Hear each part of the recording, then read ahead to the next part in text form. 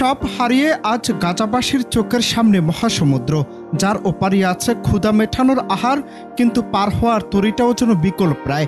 একটু দূরত্বে মৃত্যু, হয়তো বোমায় না হয় ক্ষুধায়। গাজায় নিরস্ত্র ফিলিস্তিনিদের উপর ইসরায়েলি বাহিনীর বর্বর হামলা আজ অব্যাহত রয়েছে। সব শ্রেণীর মানুষ শিকার হচ্ছে এই আগ্রাসনের। স্বভাবতই পরিস্থিতি প্রতিনিয়ত খারাপের দিকে যাচ্ছে। নিরীহ ফিলিস্তিনিদের উপর ইসরায়েলি সেনারা যে নির্মম নির্যাতন চালিয়েছে তা মানব সভ্যতার ইতিহাসে নজিরবিহীন। ফিলিস্তিনিরা আজ আপন দেশে পরবাসী। বিবেকহীন বিশ্ব আজ আনন্দে মেতেছে, আর না খেয়ে মরছে গাজাবাসী। ঐতিহাসিক সে কথা মনে আছে কি কারো? ক্ষুধায় কান্নারত সন্তানদের ভুলিয়ে রাখতে ভাত রান্না হচ্ছে বলে পাতিলে শুধু পানি সেদ্ধ করছিলেন মা।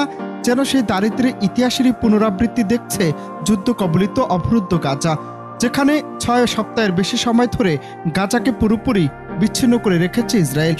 পরিস্থিতি এমন পর্যায়ে চলে গেছে, সেখানে প্রবেশ করেনি খাবারের ছিটে ফোটাও। অস্ত্রবিরতির সময় যা মজুদ হয়েছিল তা সব ফুরিয়ে গেছে। পরিস্থিতি এখন এমন, হয়তো বোমায় নয়তো না খেয়ে 2 শর্তে মৃত্যু নিশ্চিত। 18 মাসের ইসরায়েলি আগ্রাসন যাদের মারতে পারেনি, ক্ষুধার যন্ত্রণার কাছে হার মানতে বসেছেন গাজার সে বাসিন্দারাও। 25 কেজির এক বস্তা আটা আগে মার্কিন মুদ্রায় $6 বিক্রি হলেও এখন দাম 10 গুণ বেশি। যুদ্ধে নিঃস্ব মানুষের সেসব কেনার সামর্থ্য কোথায়? সীমান্ত বদ্ধ থাকায় অবরুদ্ধ পশ্চিম তীর থেকেও গাজায় কিছুই ঢুকছে না। মিশর বা ইসরায়েল সীমান্ত পার করে ফিলিস্তিনি ভূখণ্ডে পণ্য সরবরাহ তো দূরের কথা, উপত্যকা জুড়ে 25টি বেকারের মাধ্যমে রুটি সরবরাহ করছিল জাতিসংঘের বিশ্ব খাদ্য কর্মসূচি। সেসব বেকারি এখন বন্ধ, রেশন শূন্যের কোঠায় পৌঁছে গেছে। খাবার, বিশুদ্ধ পানি আর ওষুধের মতো জরুরি নিত্যপণ্য এখন স্বর্ণের চেয়েও দামি যুদ্ধ বিধ্বস্ত গাজায়।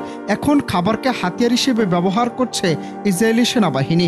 মার্চের শুরুতে 42 দিনে অস্ত্রবিরতি শেষ হওয়ার আগে তীব্র অনাহারে থাকা উপত্যকার 23 লাখ বাসিন্দার জন্য 25,000 ত্রাণবাহী ট্রাক ঢুকেছিল গাজায়। দীর্ঘ 7 দশকেরও বেশি সময় ধরে নিরস্ত্র ফিলিস্তিনিদের উপর যে নির্মম নির্যাতন চালিয়ে যাচ্ছে তা হিটলারের বর্বরতাকেও হার মানিয়েছে। অনন্ত হাসান মাসুদ, বাংলা টিভি।